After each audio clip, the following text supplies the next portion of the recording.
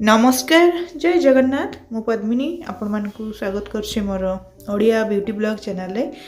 तेरे दर्शक बंधु एवं आम शीत दिन चलती शीत दिन प्राय समस्त को डेंड्रफ बा रूपीर समस्या होता है। तेणुक किसी व्यूअर्स भी कमेंट करते डेंड्रफ होनी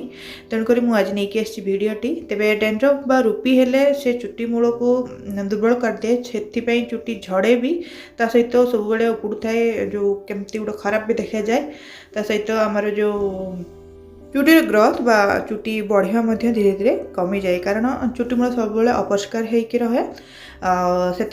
आज नहीं आसी गोटे होम रेमेडी जोटा बहुत भल भाव में क्लीयर करदेव रूपी समस्या को। तेणु आपण समस्ते जानी सोरिष तेल आम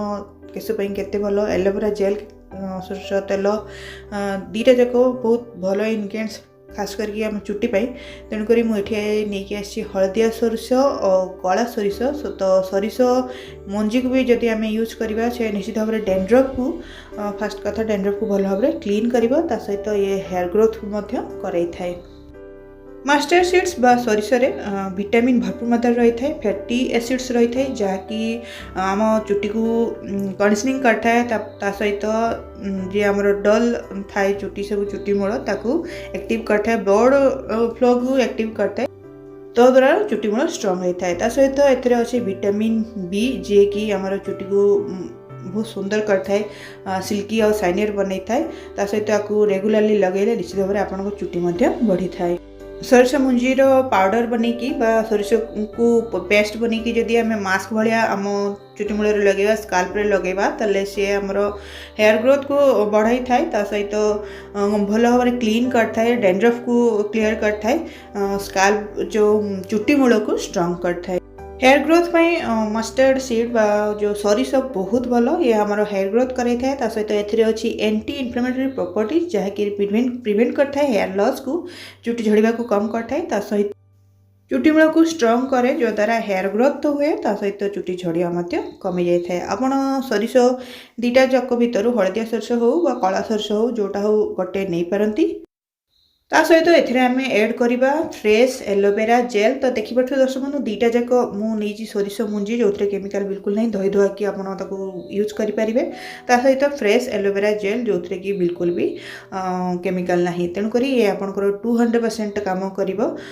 निश्चित भाव में आपको विश्वासर सहित लगेले रेगुलाली लगेले बहुत भल काम करिवो ता सहित ये डेंड्रफ को क्लियर करबे रूपी को ठीक करिवो। तबे एलोवेरा जेल आम केश मूल को स्ट्रेंथ देता है ता सहित एथिरे जो इनग्रेडिएंट्स रही एक्टिव इनग्रेडिएंट्स रही मिनरल्स रही से केश मूल को स्ट्रंग करने सहित ग्रेजी हेयर को कंट्रोल करता है डल हेयर को कंट्रोल करता है सहित डेंड्रफ हेले जो कुंडे होता है आमर स्काल्प सेटा कम करिवो ये प्रोटेक्ट करता है यूवी डैमेज रू भी खरारू चुट्टी को प्रोटेक्ट करता है सहित ये चुट्टी को कंडीशनिंग करता है और सिल्की और शाइनियर बनी था खास करके शीत दिन चुट्टी ग्रेजी देखा जाए माने लुक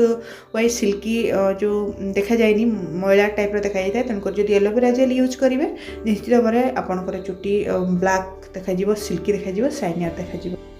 तेज एमती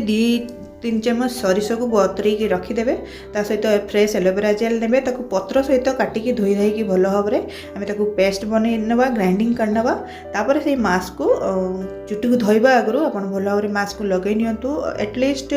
45 मिनट बा घंटे मास्क को रही दिंतु चुट्टी मूल जो द्वारा से बतुरी जीव जो स्काल्प डेंड्रफ थी बतुरी जीव आ भल भाव में सफा हो तो रेगुलाली आपको जब अप्लाई करेंगे निश्चित भाव में आपंकर डेंड्रफ क्लीयर हो पार। तेज दर्शक बंधु आप चाहिए ए लेंबू रस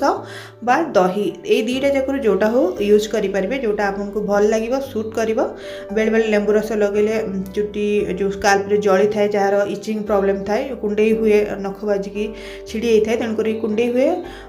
तो सही जदि लेंबू रस लगे जली पारे तेणुक आप लेंबू रस ना दही दीटा भितर जोटा हो चूज करपारती मास्क भाई अप्लाई करेंगे एटलिस्ट घंटे छाड़देवे भल भाव में शांपू कर पारती जो आमर शांपू कर सारापर चुट्टी जो ड्राए हो निश्चित भाव में ऑयल अप्लाई करूँ तो द्वारा आपंकर धीरे धीरे डेंड्रफ समस्या कमिଯିବ रूपी धीरे धीरे कमिଯିବ ता सहित आपण चाहिए पतंजलि एंटी डेंड्रफ शैम्पू भी यूज करें जोटा मुझे यूज करी बहुत भल भाव में डेंड्रफ मोर क्लीयर हो जाइए तेणुकर ताकू चाहिए आपण यूज करेंगे तेज तार जदि रिव्यू वीडियो देखापी चाहूथे मत कमेंट करूँ मुझे निश्चय अपलोड करी तेज थी आज भिडियोटी आशा करूँ भल लगे वीडियो भल लगे लाइक करेंगे चैनल को सब्सक्राइब करेंगे वीडियो देखते बहुत बहुत धन्यवाद पुणी देखा नुआ वीडियो सहित नमस्कार जय जगन्नाथ।